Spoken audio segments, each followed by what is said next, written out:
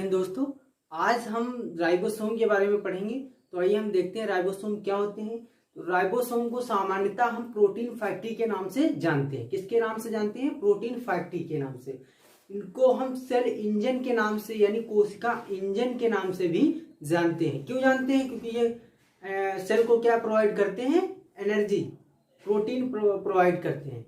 ठीक, तो आइए देखते हैं। सबसे पहले हम देखते हैं डिस्कवरी ऑफ खोज राइबोसोम, यानी राइबोसोम के खोजकर्ता कौन थे और किसने खोज की, कब की। आइए हम देखते हैं। रॉबिन्सन एंड ब्राउन जो साइंटिस्ट आए, इन्होंने प्लांट सेल में देखा। प्लांट सेल में देखा किसको? देखा राइबोसोम को प्लांट सेल में देखा। किसने देखा? रॉबिन्सन एंड ब्राउन ने देखा। और कब देखा? 1953 में देखा। तो आइए सेकेंड पॉइंट, यहाँ पे फ्लाडे साहब आए, उन्होंने कब एनिमल सेल यानी जंतु कोशिका में देखा और इन्होंने ही राइबोसोम का नाम दिया। राइबोसोम का नाम किसने दिया? तो राइबोसोम का नाम फ्लाडे ने ही दिया। और उन्होंने एनिमल सेल यानी जंतु कोशिका में राइबोसोम की खोज कब की?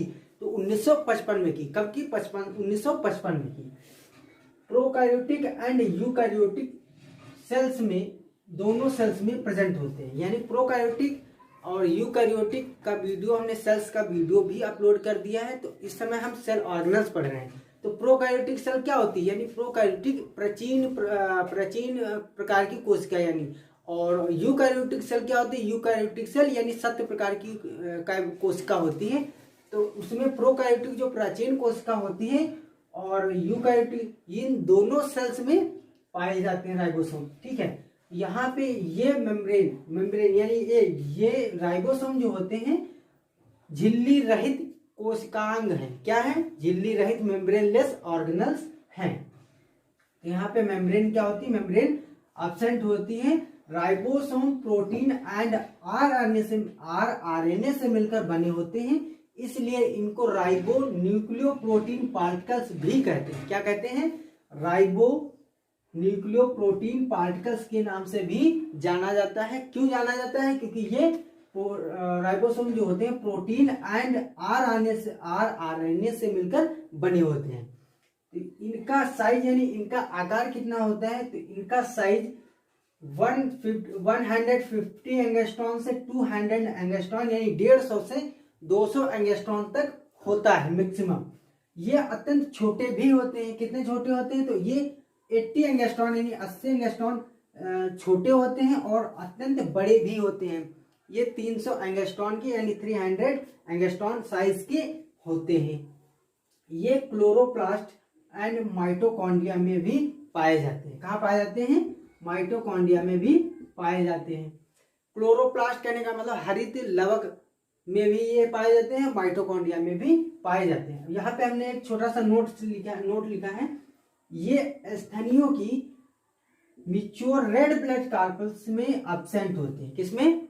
ये जो स्तनियों की मिच्योर यानी परिपक्व लाल रुधिर कणिकाएं जो होती हैं उनमें पूर्णता क्या होते हैं? एब्सेंट होते हैं, अनुपस्थित होते हैं। तो इतना आप लोग नोट देखिए। यहाँ पे प्रोकैरियोटिक सेल्स में ये स्वतंत्र रूप से साइटोप्लाज्म में पाए जाते हैं। प्रोकैरियोटिक सेल यानी प्राचीन प्रकार की कोशिका में ये स्वतंत्र रूप से पाए जाते हैं। कहाँ पाए जाते हैं? साइटोप्लाज्म में पाए जाते हैं। यूकैरियोटिक सेल्स में ये एंडोप्लाज्मिक रेटिकुलम की बाहरी सरफेस पर तथा स्वतंत्र रूप से साइटोप्लाज्म में पाए जाते हैं। कहाँ पाए जाते हैं? साइटोप्लाज्म में।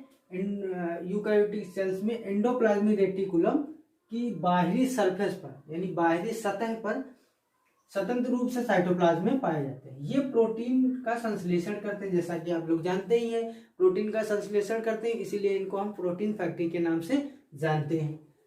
तो ये सेल में राइबोसोम की संख्या, सेल्स में राइबोसोम की संख्या जो होती है आरएनए की मात्रा पर निर्भर करती है। सेल में कितने राइबोसोम होंगे ये किस पर निर्भर करता है? किस पर डिपेंड करता है? आरएनए की मात्रा पर निर्भर करता है। अब यहाँ पे हम देखते हैं एंटामीबा में इनकी संख्या 20,000 से 30,000 तक पाई जाती है। एंटामीबा में कितनी संख्या पाई जाती है? 20,000 से 30,000 के बीच में पाई जाती है। तो अब हम देखते हैं टाइप ऑफ राइबोसोम यानी राइबोसोम के प्रकार। तो 70 इनको दो पार्टों में डिवाइड किया गया है। किसके बेस पर? सेडिमेंटेशन एंड कॉफिशिएंट के आधार पर, बेस पर इनको 70S एंड 80S राइबोसोम दो पार्ट में डिवाइड किया गया है। 70S राइबोसोम जो होते हैं bacteria and blue green algae में पाए जाते हैं। कहाँ पाए जाते हैं? Bacteria and blue green algae में पाए जाते हैं, जो लगभग 18 नैनोमीटर के होते हैं। कितने होते हैं? 18 नैनोमीटर के होते हैं। और यूकैरियोटिक में ये जो 80S जो राइबोसोम है, ये यूकैरियोटिक सेल्स में मिलते हैं। ये साइज में कुछ बड़े होते हैं। जो ये यूकैरियोटिक 70S राइबोसोम होते हैं, 80S राइबोसोम कुछ बड़े होते हैं। तो इनका sedimentation coefficient 80S and molecular weight जो होता है 4 × 10⁶ डाल्टन होता है। कितना होता है? 4 × 10⁶ डाल्टन होता है। आइए हम राइबोसोम की स्ट्रक्चर को समझते हैं। तो स्ट्रक्चर जैसे ईच राइबोसोम दो सब यूनिट से मिलकर बना होता है। ईच यानी जो राइबोसोम होते हैं, प्रत्येक राइबोसोम जो होता है दो सब यूनिट से मिलकर बना होता है। यूनिट जैसे हमारी बॉडी बनी है तो एक एक सेल से मिलकर बनी, तो सेल क्या हो गई? यूनिट। तो इसी प्रकार से जो राइबोसोम होते हैं वो दो सब यूनिट से मिलकर बने होते हैं। ठीक, प्रत्येक राइबोसोम के दो यूनिट में से, यानी जो इसकी दो यूनिट होती हैं जिससे मिलकर बना होता है, जिसमें से एक बड़ी गुंबज के आकार की जबकि दूसरी छोटी होती है, तथा जो बड़ी सब यूनिट के ऊपर टोपी की तरह प्रेजेंट रहती है। क्या होती है? दो यूनिट से मिलकर बनी होती है, जिसमें से एक बड़ी होती है और गुंबज के आकार की होती है, दूसरी क्या होती है? छोटी होती है। और तथा बड़ी सब यूनिट जो होती है उसके ऊपर टोपी की तरह प्रेजेंट होती है, स्थित होती है। ठीक है, तो 70S राइबोसोम क्या होते हैं? 70S राइबोसोम बड़ी सब यूनिट, अब देखते हैं सब यूनिट से मिलकर बना ही है, तो 70S राइबोसोम देखते हैं। 70S राइबोसोम बड़ी सब यूनिट 50 होती है। 70S राइबोसोम जैसे ये बना है यहाँ पे, तो आप समझ सकते हैं डायग्राम की हेल्प से। तो ये 70S राइबोसोम यहाँ पे एक 50S सब यूनिट है और एक 30S। तो इसमें से बड़ी कौन सी होगी, छोटी कौन सी होगी? छोटी ऐसे ही दिख रहा है, 30S छोटा होगा और 50S बड़ा होगा। तो 70S राइबोसोम बड़ी सब यूनिट 50 तथा छोटी सब यूनिट 30S से मिलकर बना होता है। 80S राइबोसोम भी दो सब यूनिट से, इसी तरीके से जो 80S राइबोसोम जो होता है वो भी दो सब यूनिट से मिलकर बना होता है, तो जिसमें एक छोटी होती है और एक बड़ी होती है। तो सब यूनिट बड़ी कौन सी होती है? 60S बड़ी होती है, 40S छोटी होती है। राइबोसोम की दोनों सब यूनिट एक दूसरे से Mg2+ आयन या प्लस आयनों की निम्न सांद्रता के द्वारा जुड़े होते हैं। जो ये दो सब यूनिट हैं किसके द्वारा जुड़ी होती हैं? Mg++ आयनों की द्वारा जुड़ी होती है। अभी हमने राइबोसोम की स्ट्रक्चर को देखा, अब हम अल्टा स्ट्रक्चर ऑफ राइबोसोम यानी राइबोसोम की परासंरचना को समझते हैं। तो ये देखते हैं क्या होती है। बैसिलिस सबटाइलिस बैक्टीरिया में नॉनिंगा एक साइंटिस्ट हैं। तो नॉनिंगा ने 1907 में 70S राइबोसोम का इलेक्ट्रॉन माइक्रोस्कोप की हेल्प से इनका अध्ययन किया। क्या किया? इनका अध्ययन किया। किससे किया? इलेक्ट्रॉन माइक्रोस्कोप से। कब किया? 1907 में किया। और इनके अनुसार, मतलब इनके जब इन्होंने अध्ययन किया तो इन्होंने बताया, इनके अनुसार 70S राइबोसोम में बड़ी 50S सब यूनिट यानी बड़ी उप इकाई होती है 50S, कुछ जो होती है बड़ी वाली जो सब यूनिट होती है 50S, वो कुछ शेप्ड में क्या होती है? पेंटागोनल शेप्ड की होती है।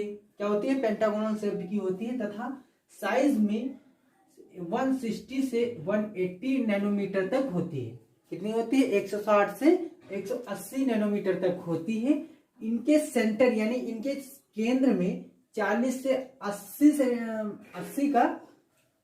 80 नैनोमीटर का गोलाकार क्षेत्र पाया जाता है। क्या पाया जाता है? गोलाकार क्षेत्र यानी रीजन पाया जाता है। इसमें एक इलेक्ट्रॉन ट्रांसपोर्ट कोर भी प्रेजेंट होता रहता है। क्या प्रेजेंट रहता है? इलेक्ट्रॉन ट्रांसपोर्ट कोर भी प्रेजेंट रहता है। और इसके बाद फ्लोरेंडो ने 70S राइबोसोम की 50s सब यूनिट में, क्या है, 70s राइबोसोम के 50s सब यूनिट यानी सब इकाई, उप इकाई में एक पोर यानी एक छिद्र के समान पारदर्शक यानी ट्रांसपेरेंट क्षेत्र का अध्ययन किया। इसका क्या, एक ट्रांसपेरेंट पोर का मतलब छिद्र का अध्ययन किया। और इस पोर से प्रोटियोलिटिक और राइबोन्यूक्लिक एंजाइम यानी प्रोटियोलिटिक, इस जो ये जो पोर देखा मतलब इसके बारे में जो अध्ययन किया, तो इस पोर से प्रोटियोलिटिक और राइबोन्यूक्लिक एंजाइम का अध्ययन सॉरी यहाँ पे ये हटा दीजिएगा, एंजाइम का प्रवेश नहीं कर सकते। ये जो एंजाइम होते हैं तो ये प्रवेश, इस जो पोर इन्होंने देखा उस पोर से इन्होंने बताया कि प्रोटियोलिटिक और राइबोन्यूक्लिक एंजाइम जो होते हैं इस पोर के थ्रू इंटर नहीं कर सकते यानी प्रवेश नहीं कर सकते हैं। इस टाइप के छिद्र यानी इस टाइप के जो पोर ये होते हैं छिद्र, वो 70s और 80s राइबोसोम में भी पाए जाते हैं। कहाँ पाए जाते हैं, 70s और 80s राइबोसोम में पाए जाते हैं। तो अब हम इसकी देखते हैं बायोजेनेसिस ऑफ राइबोसोम यानी राइबोसोम का जीवात जनन।